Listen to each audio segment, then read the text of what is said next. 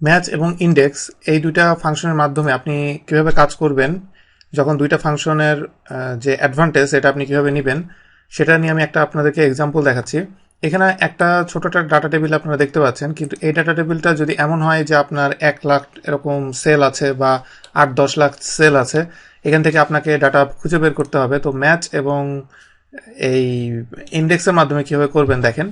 এখানে হলো June month যেটা, সেটার জন্য আমি এখান থেকে আমাকে জুনটা আগে ফাইন্ড আউট করতে হবে, সেটার জন্য আমি ম্যাচ ফাংশনটা ইউজ করব। সেটার জন্য আমি ম্যাচ ফাংশনটা আমি নিলাম, নেওয়ার পরে এখন লুকআপ ভ্যালু আমি অবশ্যই জুন, কমা, এরপরে লুকআপ অ্যারে দিব আমি এটা, যেখান থেকে আমি এটা খুঁজতে হবে এতটুকু হবে, কমা, এবং এখানে অবশ্যই আমি দিব যেহেতু এক্সাক্ট ভ্যালু আমি চাই, এক্সাক্ট ম্যাচ আমার হতে হবে। আমি এক্সাক্ট ম্যাচের জন্য আপনি 0 টাইপ করতে পারেন অথবা ট্যাব দিলে এখানে 0 চলে আসবে এবং আমি এটাকে এন্টার দিব। দিলে এখান থেকে জুনের জন্য এখানে 6, এখান থেকে 1 2 3 4 5 6 6 নম্বর রোটা সে সিলেক্ট করেছে। এরপরে পেন ড্রাইভ 8 GB যেটা, সেটার জন্য আমি আরেকটা ম্যাচ ফাংশন আমি নিব।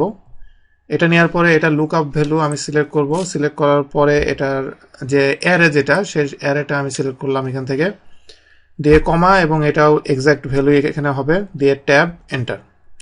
এখানে আমি দুইটা ভ্যালু, এখানে দেখেন আমি দুইটা ভ্যালু পেয়ে গেলাম। দুইটা ভ্যালু পাওয়ার পরে এবার আমি এটা ইন্ডেক্সের মাধ্যমে ভ্যালুটা কিভাবে গ্র্যাব করে আমি আনবো। ইন্ডেক্সের ভিতরে প্রথমে আমাকে অ্যারে সিলেক্ট করতে হবে। আমি যেহেতু রেঞ্জ টেবিল বা রেঞ্জ বক্স আমি নাম দেই নাই, আপনি তৈরি করি নাই, সেই জন্য আমি এটা সিলেক্ট করলাম এইভাবে ম্যানুয়ালি করে, কমা দেওয়ার পরে রো নাম্বার এটা, কমা, এবং আমাকে কলাম নাম্বার যেহেতু পেন ড্রাইভের লিস্টগুলা কলাম বরাবর আছে, আমাকে কলাম নাম্বার আমি এটা দিব 2, এন্টার।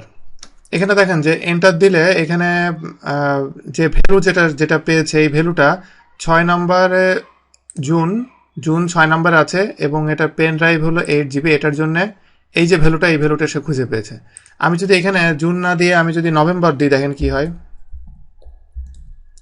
এখানে আমি নভেম্বর দিলাম, দেখেন এখানে ভ্যালুটা চেঞ্জ হয়ে গেল।